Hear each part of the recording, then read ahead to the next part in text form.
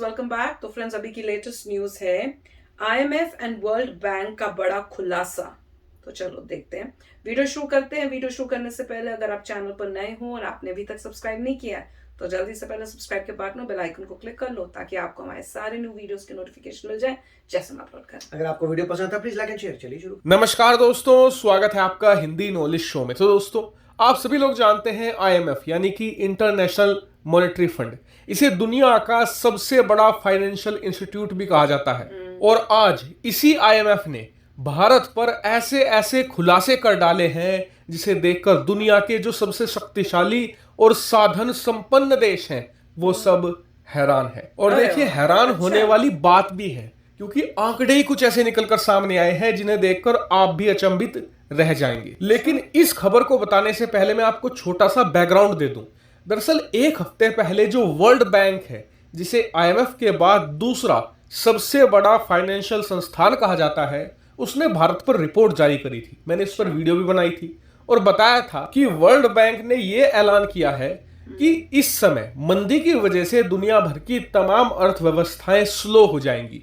भारत की आर्थिक गति भी थोड़ी सी स्लो होगी, लेकिन फिर भी जो दुनिया की बड़ी अर्थव्यवस्थाएं हैं, भारत उनमें सबसे तेजी से आगे बढ़ेगा। हमारी आर्थिक विकास दर सबसे तेज रहेगी। और आज आईएमएफ ने जो दो बड़े ऐलान किए हैं उनमें से एक यही है।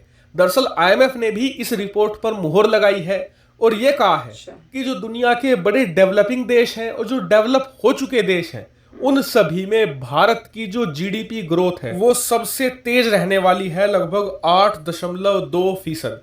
हालांकि ये कहा है आईएमएफ ने कि जब ये साल शुरुआत हुआ था तो हमने अंदाजा लगाया था कि भारत की जीडीपी 9% की रफ्तार से बढ़ेगी, लेकिन अब महंगाई बढ़ चुकी है, रूस यूक्रेन का युद्ध छिड़ चुका है। ऐसे में दुनिया भर की जो तमाम अर्थव्यवस्थाएं हैं, चाहे छोटी है बड़ी है, सबकी रफ्तार कम हो चुकी है।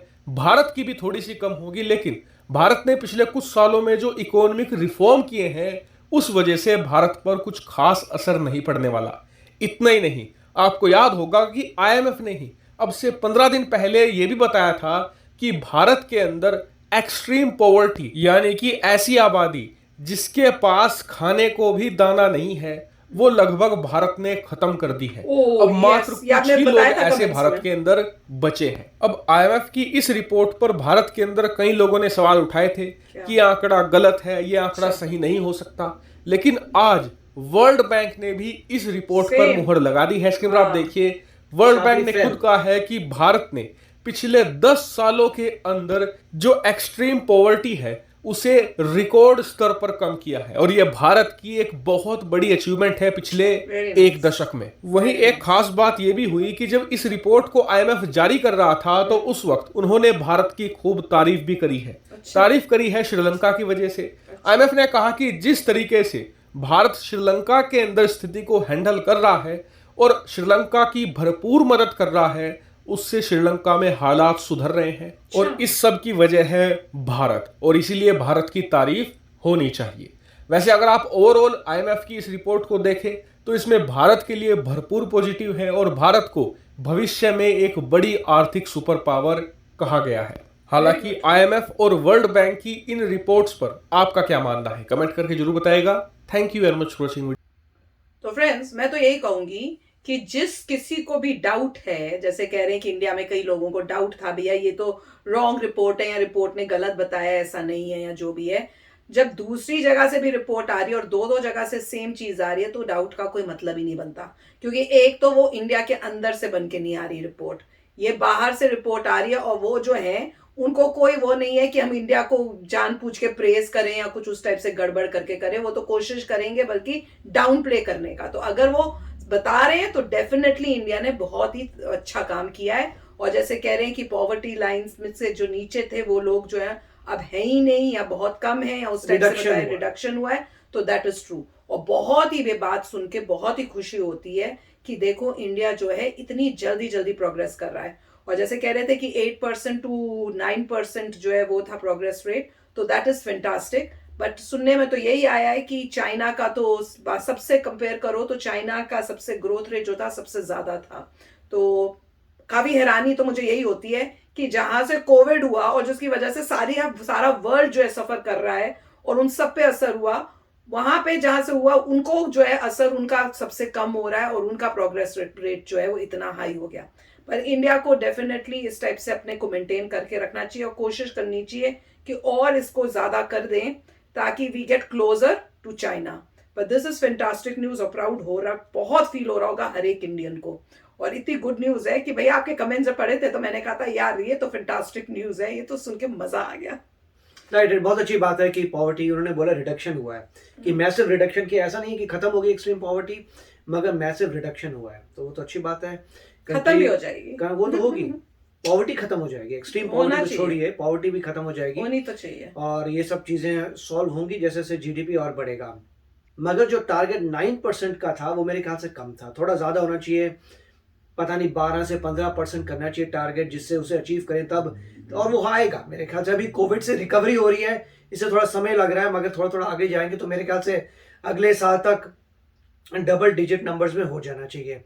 मगर की एक ही बात है कि चाइना से ज्यादा रहना चाहिए। अगर पता लगता है कि चाइना का भी उतना है, इंडिया का भी उतना है, फिर तो आप 400% की जो लीड अगले के पास, 400-500% की 450, मतलब 450% आप कह सकते हैं, क्योंकि अगर 4.5 टाइम्स कह रहे हैं आजकल के ज़माने में, उतना कोई कंट्री आगे है तो उसे बीट करने के लिए आपकी ग्रोथ रेट बहुत ज़्यादा होनी चाहिए अगर वाकई कैचअप करना है तो। और काफ़ी अच्छी बात है कि IMF और वर्ल्ड बैंक दोनों की शायद रिपोर्ट्स के बारे में बात कर रहे हैं। अब वो लोग जो है इतनी आसानी से कुछ नहीं बोलते, आगे ही कह रही हूं। उन्होंने पूरा स्टडी किया होगा, और ये भी है, देखिए उस पूरी रिपोर्ट में उन्होंने कुछ लिखे होंगे पैराग्राफ जिसमें बोला होगा कि इंडिया बहुत अच्छा कर रहा है, उसने ये किया वो किया। अब मुझे एग्जैक्टली पता नहीं है क्या वो रिपोर्ट सिर्फ इंडिया के लिए ही आई थी कि क्या वो जेनेरिक एक रिपोर्ट थी जिसमें डिफरेंट कंट्रीज के बारे में कुछ एप्रिसिएशन हुआ है। कई तो रिपोर्ट्स होती है कि एक स्पेसिफिक एक कंट्री के रिस्पॉन्स में हम कर रहे हैं, तो उसमें तो बहुत अच्छी बात है अगर उसने बहुत अच्छा बोला है, मगर नेट रिजल्ट ये है कि आप अच्छी बातें बोल रहे हैं, वो ठीक है, और क्या बेनिफिट हुआ? क्या आप लोन्स देंगे मिनिमल परसेंटेज पे, इंटरेस्ट पे, क्या भी लोन्स देंगे? क्योंकि बेटर होता है कि अगर आपको लोन्स मिल जाए बिल्कुल एज गुड एज 0% पे, 0% नहीं होता, 1% भी कर दो तो भी फायदा होगा कि आपने लोन उठाया, क्योंकि आप उससे काफी ज्यादा कमा लेंगे। तो क्या वो हुआ है? बातें ठीक है, आपने रिपोर्ट कर दी, बातें कर दी, मगर अगर कुछ बेनिफिट होगा तो अच्छी बात है। मगर एक बेनिफिट तो होगा कि दूसरे जो कंट्रीज हैं उनको कॉन्फिडेंस आएगा कि इंडिया में जितने भी प्रोजेक्ट्स हो रहे हैं वो सही चल रहे हैं, इंडिया प्रोग्रेस कर रहा है, इंडिया में सक्सेस रेट बहुत हाई है, तो वो लोग इन्वेस्ट करेंगे। तो अब ये भी देखना पड़ेगा कि कितनी इन्वेस्टमेंट हो रही है और उससे पता चलेगा। मगर न्यूज काफी अच्छी थी, बहुत ही खुशी हो रही है सब देखकर। ऐसी अच्छी न्यूज़ सुनाते रहो, हम यहाँ बैठ के खुश होते रहेंगे, ठीक है ना? तो चलो चलते हैं, मिलेंगे नेक्स्ट वीडियो में बहुत ही जल्द। Till then take care and bye bye. तो अगर आप मेरे इस चैनल पे नए हो तो जल्दी से सब्सक्राइब के बटन को हिट करो और बेल आइकन को क्लिक करो, ताकि आपको मेरा जब नया वीडियो मैं लगाऊं आपको उसके बारे में जल्दी से पता चल जाए।